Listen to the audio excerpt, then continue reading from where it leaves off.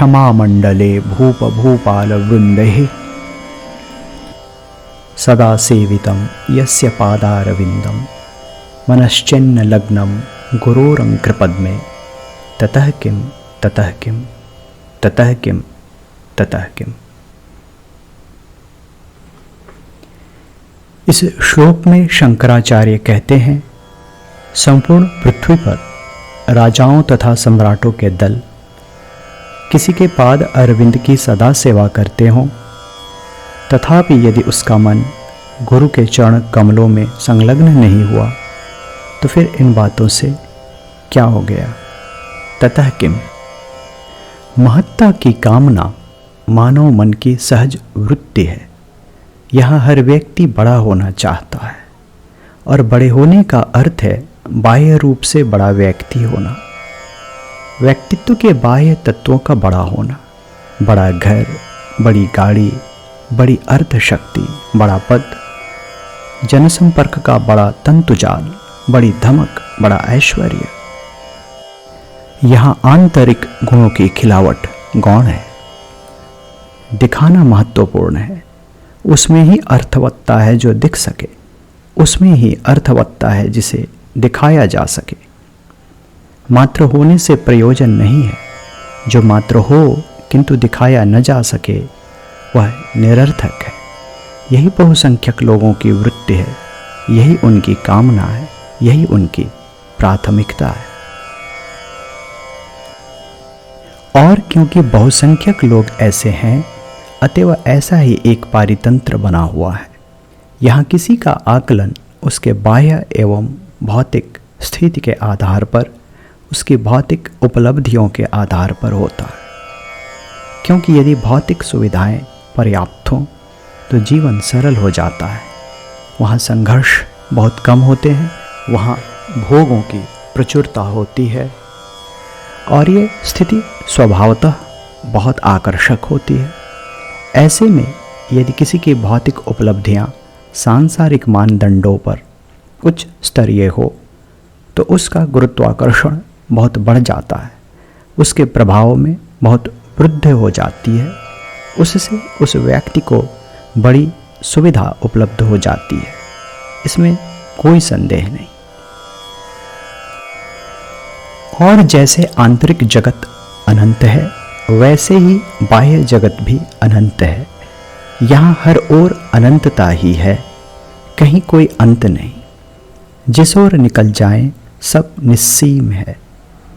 तो भौतिक उपलब्धियों की भी कोई सीमा नहीं हो सकती।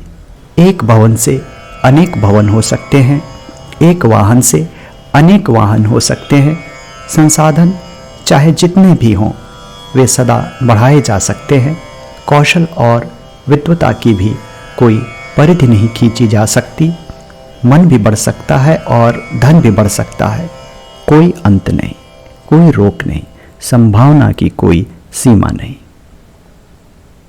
तुमने एक बड़ा घर बनवाया, सब सुख साधन जुटाए, अद्यतन व्यवस्था की, बहुत अच्छी बात। इससे बड़ी सुविधा हुई, यहाँ तक बहुत सुंदर बात।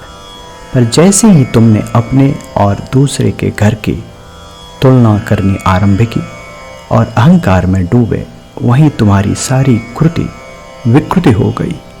अब तुम्हारा घर तुम्हारी सुविधा से अधिक तुम्हारी व्याधि बन जाएगा।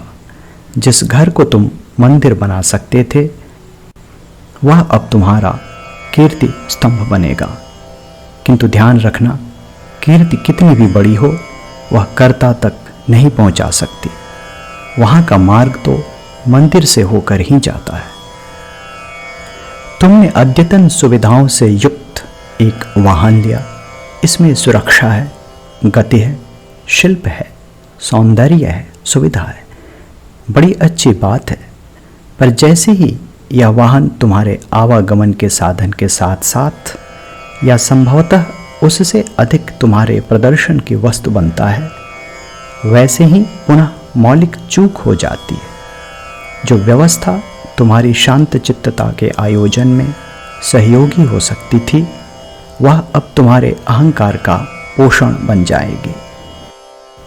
वह अब तुम्हारी मनोविकृति का एक अन्य निमित्त बनेगी।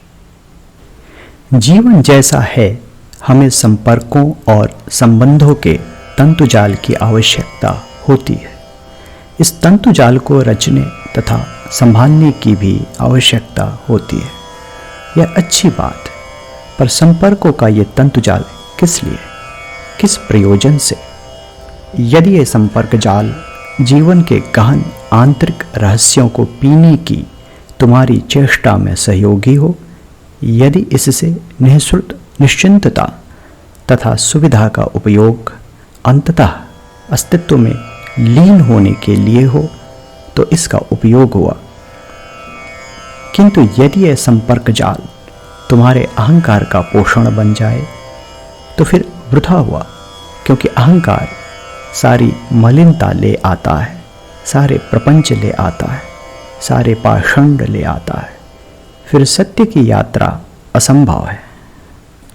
यही शंकराचार्य एक महाकार बिंब खींचते हैं। वे उस व्यक्ति की बात करते हैं जिसकी धमक पूरी पृथ्वी पर है, जिसके चरणों की सेवा में राजागण तथा सम्राट सब सदा लगे रहते हैं। सदा, ऐसा नहीं कि कुछ दिनों की प्रभा, कुछ दिनों का आभा मंडल, जागतिक प्रताप का ये बड़े से बड़ा प्रतिदर्श है।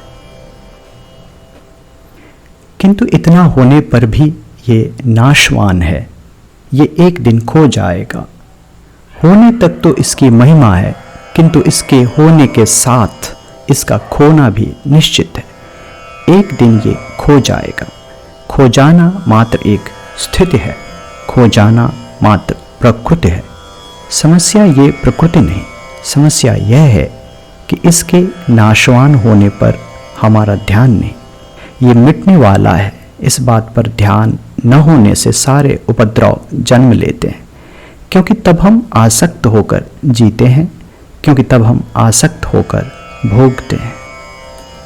ईशोपनिषद कहता है, ईशावास्यमिदं सर्वं यत्किंच जगत्याम जगत तेन त्यक्तेन भुञ्जीथा मा गुर्धः कस्य स्विद्धनम्।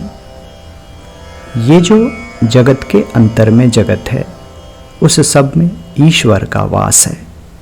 किंतु ये धन किसका है? अतएव धन से आसक्त मत हो।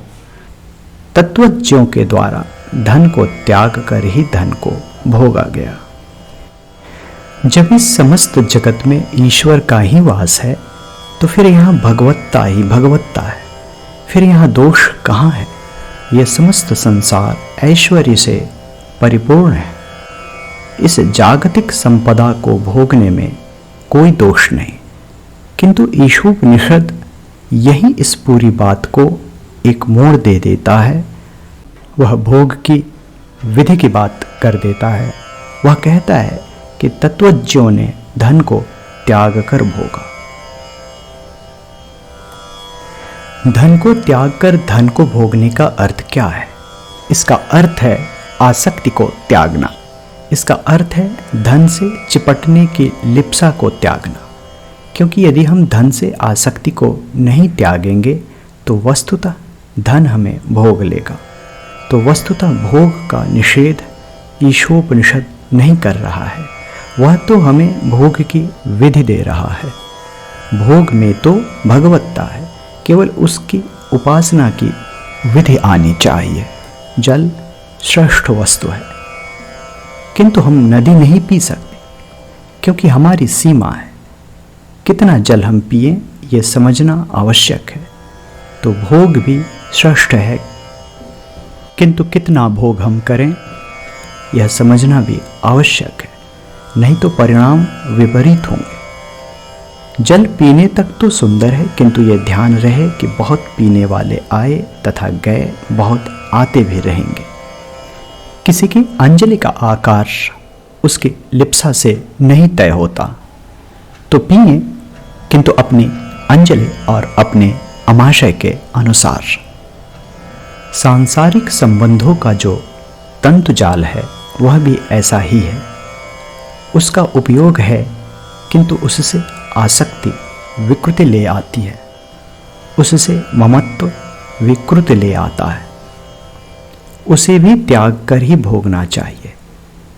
और जैसे ही यह होता है वैसे ही संबंधों तथा संपर्कों का यह तंतुजाल उपयोगी हो जाता है।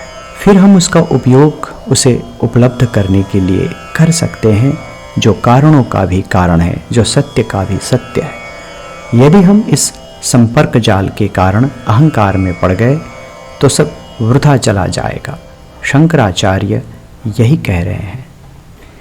यदि तुम्हारी यात्रा केवल बाह्य है तो तुम जो भी कर लो, जिस साधन को भी जुटा लो, वह तुम्हें कुछ और विकृत करेगा ही। दोष साधनों का नहीं, दोष उस मन का है जो मात्र बाहर देख रहा है, जो केवल बाहर देख रहा है। भटकाव उसकी नियति है। यही शंकराचार्य सावधान करते हैं। वे ये नहीं कहते कि बाह्य साधनों का, बाह्य संसार का त्याग कर दो। वे मात्र यह कह रहे हैं कि अपने भीतर बैठो, अपने भीतर बैठो, और जो अपने भीतर होकर बाहर की ओर देखता है, स्वयं के भीतर रहते हुए बाहर के संसार को जीता है, वह सब करते हुए भी भटक नहीं सकता। शंकराचार्य यही कह रहे हैं।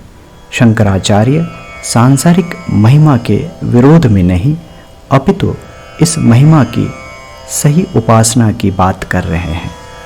अतएव जब तक यह सांसारिक महिमा है, उसका उपयोग हो जाए तो फिर सार है, अन्यथा क्या सार और क्या उपयोग है।